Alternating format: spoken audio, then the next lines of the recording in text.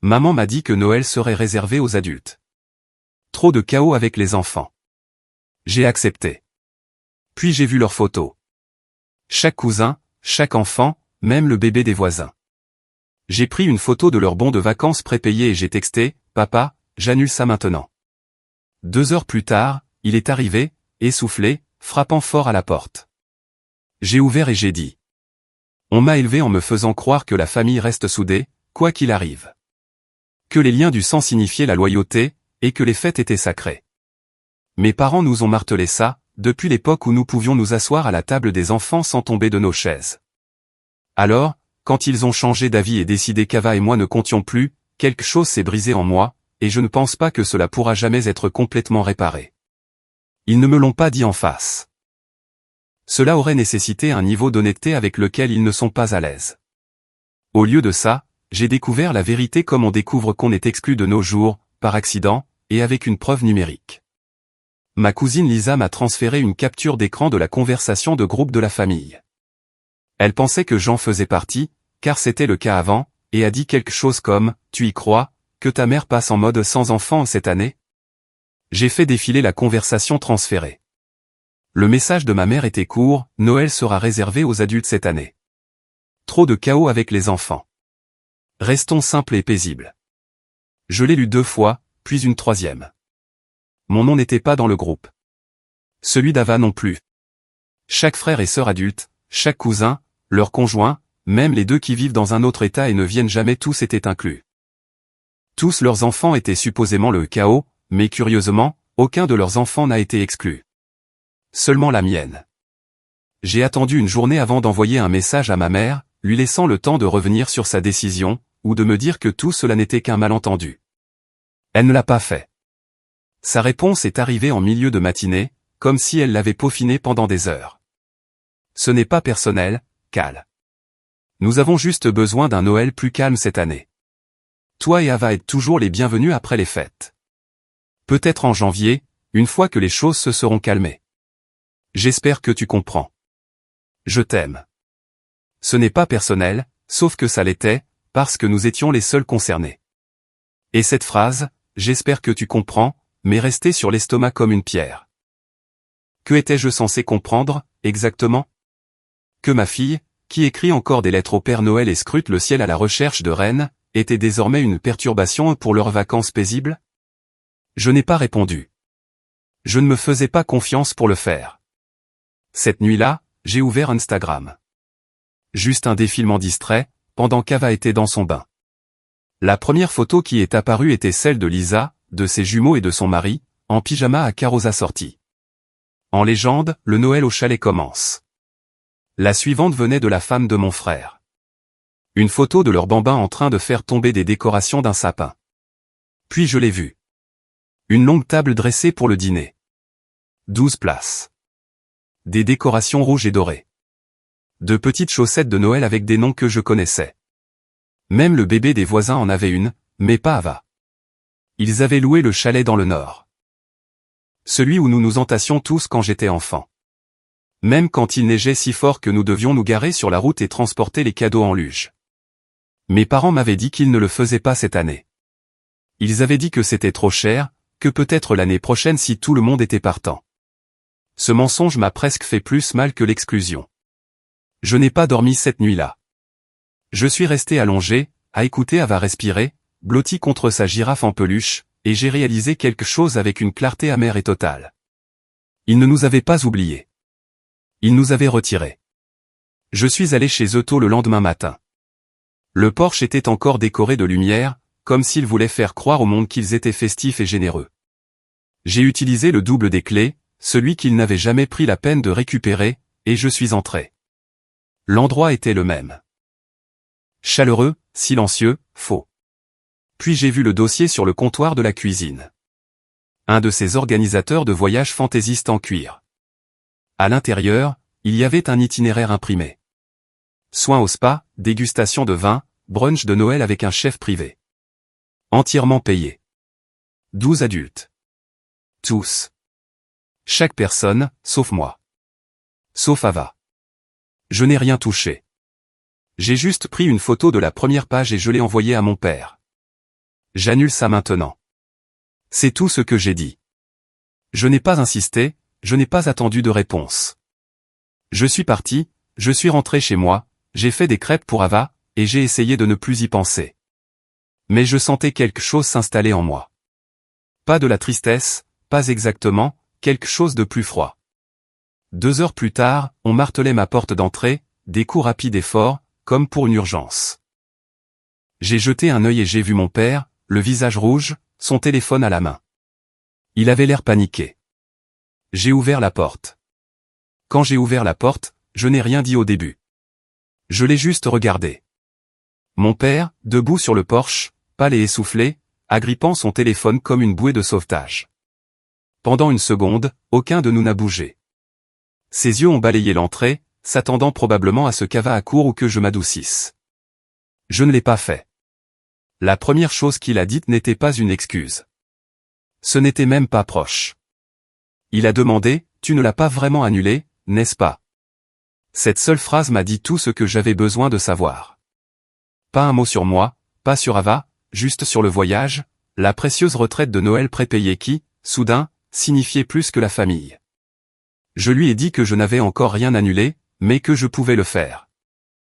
J'avais trouvé le numéro de confirmation, les coordonnées du complexe, et les petites lignes qui disaient que les annulations dans les 48 heures n'étaient pas remboursables, sauf en cas d'urgence ou de force majeure. Je suppose qu'il n'avait jamais prévu que je puisse être l'un ou l'autre. Il s'est mis à parler vite, en bafouillant. Il a dit que maman voulait juste une année tranquille. Qu'elle ne voulait blesser personne. Que c'était censé être une remise à zéro pour les adultes, une chose unique.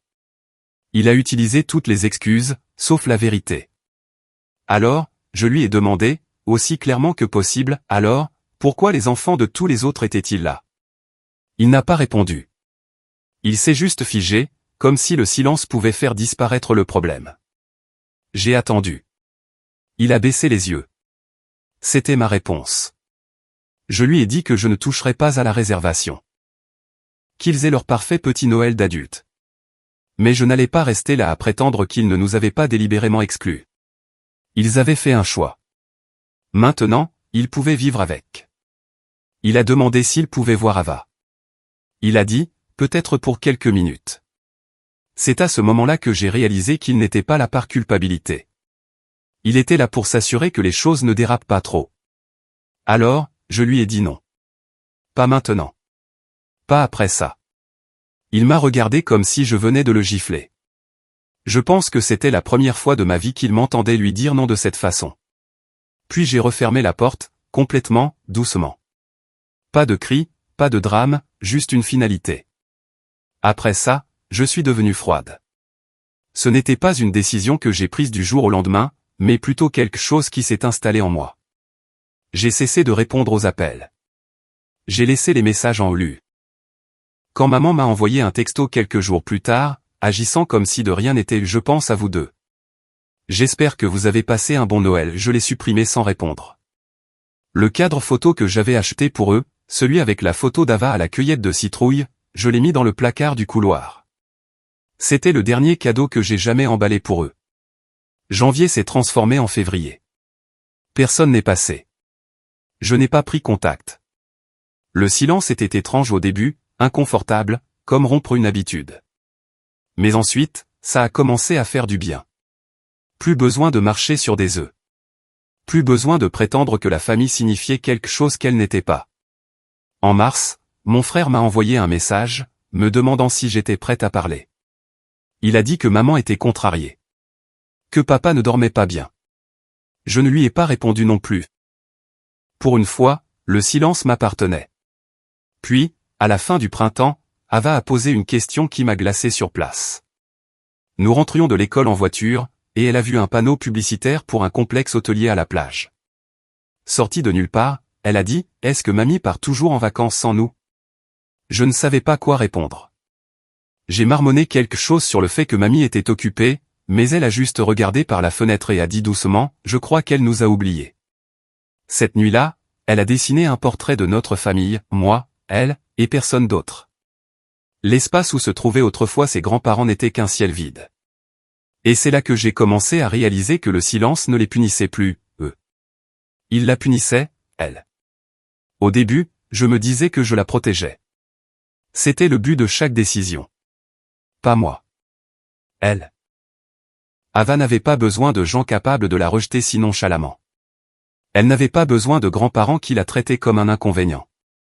Elle n'avait pas besoin de me voir essayer de ramper pour retrouver une place dont nous avions été délibérément exclus.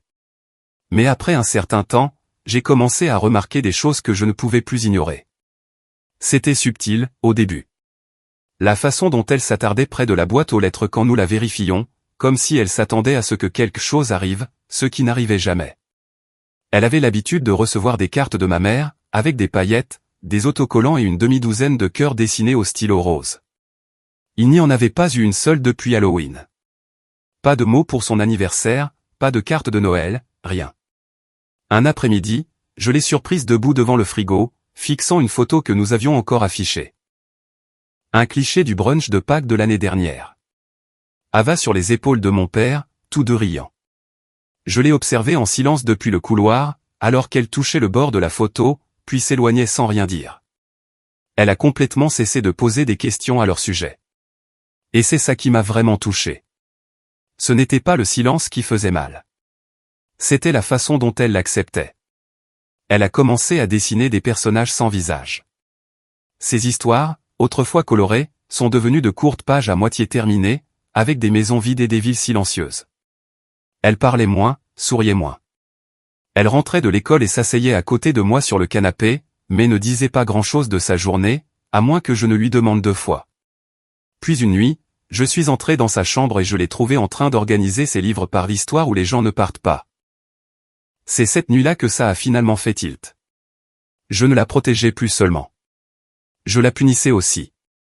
Elle était prise au milieu de quelque chose dont elle n'avait jamais demandé à faire partie. La colère en moi n'avait pas disparu, mais maintenant, elle avait de la compagnie. La culpabilité. Quelques jours plus tard, nous rentrions de l'épicerie. Elle regardait par la fenêtre, observant 2 enfants jouer dans un arroseur. Je ne sais pas ce qui l'a poussée à le dire, mais elle m'a demandé, est-ce que mamie et papy habitent toujours dans la même maison? Je lui ai répondu que oui. Elle a juste hoché la tête et a dit, je suppose qu'ils ne veulent plus me voir. Je me suis garé sur le côté, juste comme ça, devant une station-service, et je l'ai regardé. Je lui ai dit que ce n'était pas de sa faute, que rien de tout cela n'avait à voir avec elle. Elle a de nouveau hoché la tête, doucement. Cette nuit-là, elle m'a donné une carte de fête des mères en avance, un petit bricolage en papier cartonné qu'elle avait fait à l'école. À l'intérieur, sous les cœurs et les paillettes, elle avait écrit « J'espère que tu ne te sens pas seul comme moi, parfois ». Je l'ai lue 2 fois avant de la replier et de la mettre dans ma table de chevet. Cette carte est restée là pendant 3 jours avant que j'envoie enfin un texto à ma mère. Ce n'était pas chaleureux. Ce n'était pas sentimental. Juste, Ava est disponible dimanche de 14h à 16h, si vous voulez la voir. Pas de questions, pas de discussion, juste du temps avec elle. Je resterai dans la voiture. La réponse est arrivée moins de 5 minutes plus tard. Oui, absolument. Elle nous manque tellement. Merci. Pas un mot sur moi, pas d'excuses, juste le soulagement que la porte se soit entr'ouverte. Le dimanche est arrivé. J'ai habillé Ava avec le gilet que ma mère lui avait donné l'année dernière, le dernier cadeau qu'elle ait jamais reçu d'eux. Elle m'a tenu la main dans la voiture tout le long du trajet. Elle n'a pas dit grand-chose, jetant juste des coups d'œil par la fenêtre comme si elle n'était pas sûre que ce soit réel. Je me suis garé sur le trottoir, sans couper le moteur, et j'ai regardé ma mère ouvrir la porte et s'agenouiller, comme si elle n'avait jamais rien fait de mal. Ava l'a serrée dans ses bras, avec hésitation au début, puis plus fort. J'ai regardé pendant 2 heures, lisant et relisant les 3 mêmes pages de mon livre. Quand Ava est revenue, elle avait un lapin en peluche et un sachet Ziploc de biscuits. Elle avait l'air plus légère, pas guérie, mais plus légère. Je nous ai ramenés à la maison sans poser de questions. Je l'ai laissée parler si elle le voulait, mais elle ne l'a pas fait. Elle s'est contentée de fredonner sur la banquette arrière, tenant le lapin comme si quelque chose de doux était enfin revenu.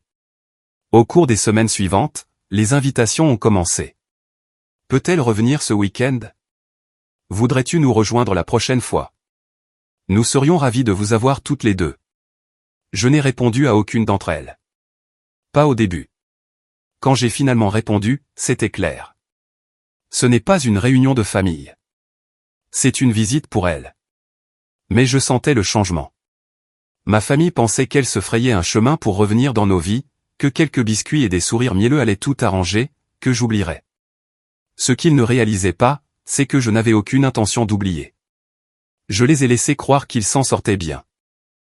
Chaque dimanche, Ava revenait de chez eux avec de nouvelles petites attentions, des biscuits dans une boîte, des bricolages à paillettes, des livres qui sentaient encore le neuf. Ma mère essayait clairement de se refaire une image de grand-mère amusante et fantasque. Mon père avait commencé à appeler Ava son rayon de soleil. Il faisait tant d'efforts pour mettre toute la poussière sous le tapis, espérant que je cesserais de remarquer la bosse dans le tapis. Mais je la voyais. Je voyais tout. Ils faisaient ce qu'ils avaient toujours fait, jouant la comédie de l'amour quand il y avait un public, espérant que la performance effacerait le souvenir d'avoir été exclu. Et je les ai laissés faire. J'ai souri. J'ai hoché la tête. J'ai dit, Ava reviendra dimanche prochain. Puis le changement est survenu. C'était début juin, un de ces après-midi où la chaleur rend tout lent et déconnecté. Ava est sortie de leur maison en tenant quelque chose. Pas un jouet, pas des biscuits, une enveloppe. Je lui ai demandé ce que c'était. Elle a dit, Mamie a dit que c'est pour toi, mais j'ai jeté un œil. C'est un voyage. Elle a ajouté, on va quelque part de chouette. Je l'ai ouverte en rentrant à la maison. À l'intérieur, il y avait un itinéraire de vacances entièrement réservé pour un complexe hôtelier en Floride. Vol, hôtel, activités pour enfants, bon pour le petit déjeuner, tout était prépayé. La réservation était pour 3 personnes, ma mère, mon père, et Ava. Pas moi. Pas de mail, pas d'avertissement, pas de conversation d'adultes. Ils avaient réservé des vols pour ma fille de 6 ans, dans mon dos, comme si je n'étais qu'un nom sur le formulaire de contact d'urgence de l'école. J'ai lu l'itinéraire 5 fois, j'ai vérifié les dates. La réservation était réelle, et proche. Cette nuit-là, j'ai attendu. Je n'ai rien dit. Je voulais voir combien de temps il leur faudrait pour avouer. Ils ne l'ont pas fait. Le lendemain soir, j'ai reçu un texto de ma mère. Nous voulions surprendre Ava avec un voyage. Ce sont juste de petites vacances à la plage. Elle a été si sage. Elle le mérite. Tu es évidemment la bienvenue, toi aussi. Évidemment, comme s'il supposait que j'allais accepter. Comme s'il pouvait agiter quelques palmiers et châteaux de sable, et que je serais si reconnaissante que j'oublierais qu'ils avaient un jour décidé qu'Ava ne méritait pas une place à la table de Noël. J'ai attendu 2 jours avant de répondre. Non pas parce que j'avais besoin de temps pour réfléchir, mais parce que je voulais les laisser mariner. Puis j'ai répondu, bien sûr, elle ira. Merci de faire ça pour elle. La réponse de ma mère est arrivée si vite qu'elle semblait presque répéter. Oh, Kelly, ça signifie tout. Nous sommes si heureux. Merci de nous faire à nouveau confiance. C'est le début de quelque chose de vraiment beau. Bien sûr, magnifique. Pendant 2 semaines, je les ai laissés construire leurs fantasmes. Ils ont envoyé à Ava des coloriages de dauphins. Ils lui ont parlé du grand buffet du petit déjeuner et de la piscine avec la cascade. Ma mère a commencé à m'envoyer une liste de choses à emporter.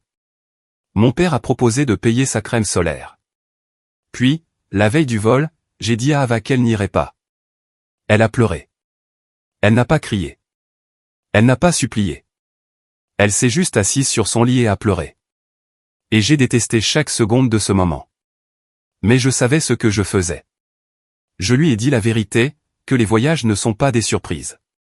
Que quand quelqu'un essaie de vous emmener sans demander à votre mère, ce n'est pas de l'amour, c'est de la manipulation. Je lui ai de nouveau montré l'enveloppe.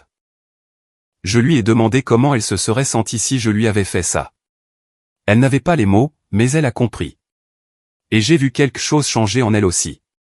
Le sentiment que l'amour pouvait aussi signifier des limites. Que protéger quelqu'un ne ressemble pas toujours à de la douceur.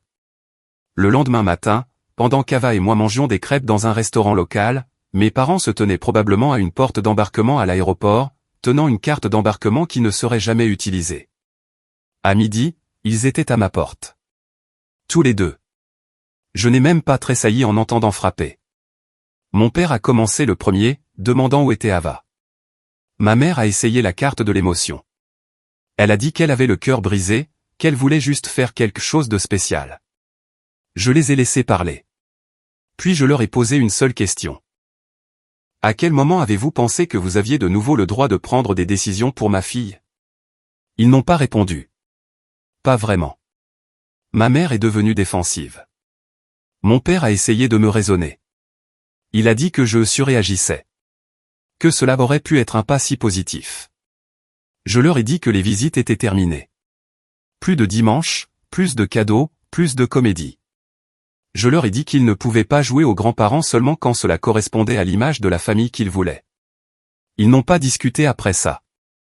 J'ai fermé la porte, et cette fois, cela semblait définitif. Ce que je n'avais pas réalisé, c'est qu'Ava était assise en silence sur les escaliers, pendant tout ce temps. Plus tard dans la nuit, alors que je pliais du linge, elle est entrée et a demandé « Est-ce que je les reverrai un jour ?» Et cette question, celle-là, m'est restée, comme rien d'autre ne l'avait fait. Ava n'a posé la question qu'une seule fois, mais cela a suffi à me hanter pendant des semaines. Est-ce que je les reverrai un jour? Elle l'a dit si doucement que je me suis presque convaincu que je l'avais imaginé, mais ce n'était pas le cas. Cela m'est resté dans tous les moments de silence. En pliant ses vêtements, en préparant son déjeuner, en lui brossant les cheveux pendant qu'elle fixait le sol.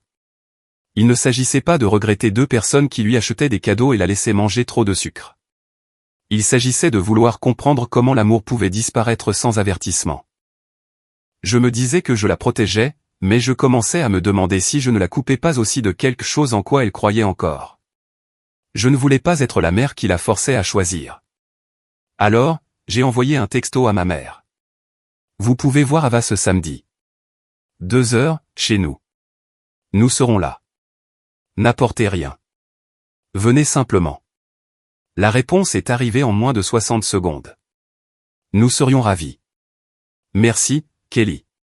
Pas d'insistance, pas de commentaires, mais je pouvais déjà entendre l'espoir renaître dans leur voix. Le samedi est arrivé, lourd. Ava avait choisi la robe jaune que ma mère lui avait offerte à Pâques dernier, celle qu'elle n'avait pas portée depuis. Elle m'a demandé si elle devait leur faire un dessin. Je lui ai dit qu'elle n'était pas obligée. Elle en a fait un quand même. Un soleil, un grand arbre, et 3 bonshommes allumettes. Elle ne les a pas étiquetés, mais je savais. Ils sont arrivés pile à l'heure. J'ai fait en sorte qu'Ava ouvre la porte. Mes parents se tenaient là, comme s'ils ne savaient pas à quoi s'attendre, comme s'ils avaient répété ce moment une douzaine de fois, mais n'étaient toujours pas prêts à sa réalité. Ma mère s'est penchée lentement, les bras ouverts. Ava s'est avancée après une seconde, et c'est tout. Pas de larmes, juste ce petit moment, incertain, où tout le monde a fait semblant que rien n'avait été brisé. Ils se sont assis dans le salon pendant qu'Ava parlait de l'école et montrait une pierre qu'elle avait trouvée dans le jardin, qui brillait quand il pleuvait. Ma mère a écouté comme si c'était la chose la plus importante qu'elle ait jamais entendue. Mon père a hoché la tête si souvent que j'ai cru que son cou allait se bloquer. Je me suis assise en marge de tout ça, observant, mesurant. 2 heures se sont écoulées. Ils se sont levés quand je leur ai dit qu'il était temps. Pas de discussion, pas de pieds qui traînent, juste un merci silencieux et un à la prochaine fois. Ils n'ont même pas demandé quand serait la prochaine fois. Ils savaient qu'il ne fallait pas. Après la fermeture de la porte, Ava est venue s'asseoir à côté de moi avec un léger soupir, comme si quelque chose en elle s'était réaligné, comme si elle avait rebranché un fil. Et c'est là que j'ai pris ma décision. Ils pourraient la voir, selon mes conditions, avec mes règles. Je ne punirai pas Ava pour ce qu'ils avaient fait, mais je n'oublierai pas non plus. Et je ne les laisserai pas prétendre que c'était une histoire de rédemption. Ce n'en était pas une. C'était une transaction, un retour supervisé, une visite à la fois. Au cours des semaines suivantes, je leur ai donné plus de cordes, une sortie au parc, un court déjeuner, 1 heure au zoo avec moi à 5 pas derrière. Je les ai laissés prétendre qu'ils étaient de retour dans nos vies, que la distance se réduisait. Ils ne réalisaient pas que je fixais la limite dans la pierre, à chaque visite. Ils jouaient sur la durée, pensant que s'ils se comportaient assez bien, assez longtemps, je les laisserais revenir complètement. Ils pensaient que l'amour ou la culpabilité affaiblirait ma résolution. Mais ils ne réalisaient pas quelque chose d'important. J'avais déjà réécrit l'histoire. Ava pouvait avoir ses moments, ses sourires, ses biscuits et ses sorties au zoo. Mais j'étais la gardienne. Je les ai vus essayer de m'amadouer. Ma mère a mentionné Noël en passant. Elle a dit à quel point ce serait bien d'être tous ensemble cette année. Mon père a mentionné la plage, l'a laissé tomber comme une pensée en l'air, en disant qu'Ava adorerait les coquillages. J'ai souri et j'ai dit, peut-être. Ils ont vu de l'espoir. J'ai vu du contrôle. Ils ont travaillé pour ça. Chaque visite, chaque sourire soigneusement mesuré, chaque question trop prudente, tout était conçu pour prouver qu'ils avaient changé, qu'ils avaient appris, qu'ils étaient de retour. Je les ai regardés jouer sur la durée, comme si leur réinvitation dans nos vies n'était qu'une question de temps et de constance. Ils pensaient que le pardon était inévitable. Ils pensaient que je m'adoucissais. Ils pensaient qu'ils étaient en train de gagner. En octobre, ma mère faisait déjà des allusions à Noël. Elle a commencé à glisser des suggestions dans ses textos. Pas des invitations directes, mais des remarques désinvoltes. Ava aime faire de la pâtisserie. On devrait refaire des biscuits cette année, comme au bon vieux temps. On a déjà les chaussettes de Noël avec les noms de tout le monde. Ton frère amène ses enfants. Ce serait si spécial si elle était là, aussi. Je n'ai répondu à aucun de ces messages. Pas une seule fois. Mais je ne les ai pas non plus repoussés. C'était la clé. J'ai laissé planer le doute. Je les ai laissés se torturer avec cette possibilité. En novembre, mon père a essayé une approche différente. Il a demandé s'il pouvait emmener Ava voir les lumières de Noël au zoo. J'ai dit non. Mais la semaine suivante, j'ai proposé un après-midi à l'illumination du sapin du centre communautaire, avec moi, pendant 1 heure. Ils étaient si reconnaissants, si polis, si pleins d'espoir. Ils ont commencé à insister davantage, glissant des phrases comme « C'est agréable d'avoir la famille de nouveau réunie » et « On se croirait au bon vieux temps, n'est-ce pas ?» Ils me jetaient un coup d'œil après l'avoir dit, comme s'ils attendaient que je sois d'accord. Je ne l'ai pas fait. Je les ai juste laissés continuer à penser que nous nous dirigions vers quelque chose. Et puis, la semaine avant Thanksgiving, je leur ai dit ce qu'ils voulaient entendre. J'ai envoyé un message à ma mère qui disait simplement « Ava et moi viendrons pour Noël. » Juste nous. Sa réponse est arrivée en quelques secondes. Elle a dit qu'elle pleurait, qu'elle était folle de joie, que c'était tout ce qu'elle avait espéré. Elle a appelé ça une bénédiction. Mon père m'a envoyé un texto séparé, disant « Merci, Kelly. Nous avons hâte de repartir à zéro. » Et il le pensait. Il le croyait vraiment. Il ne savait pas que je n'avais jamais eu l'intention de rester. Le jour de Noël est arrivé. J'ai habillé Ava avec la robe rouge qu'il lui avait offerte il y a 2 ans, celle qu'il ne l'avait jamais vue porter, car c'était la première année où ils avaient commencé à s'éloigner.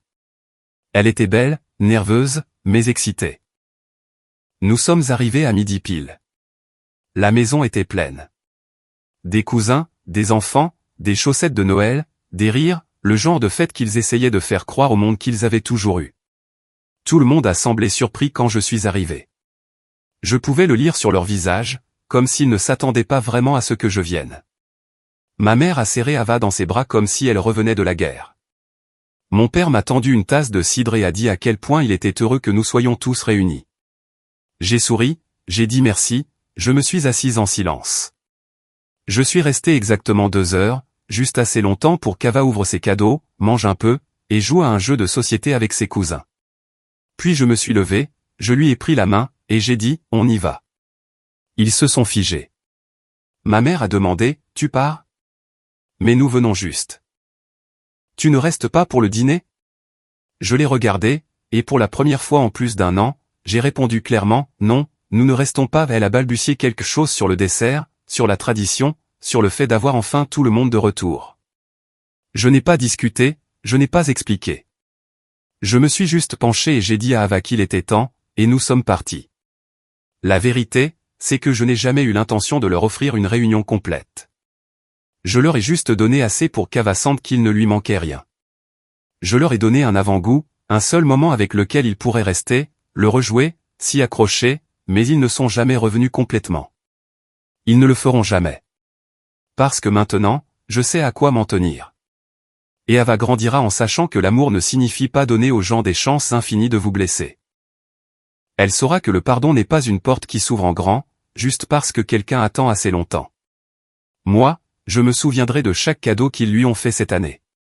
Je me souviendrai de la photo qu'ils ont prise de tous les petits-enfants devant le sapin. Je me souviendrai de l'expression de leur visage, quand ils pensaient que c'était leur fin heureuse. Et je me souviendrai que ce n'était pas la leur.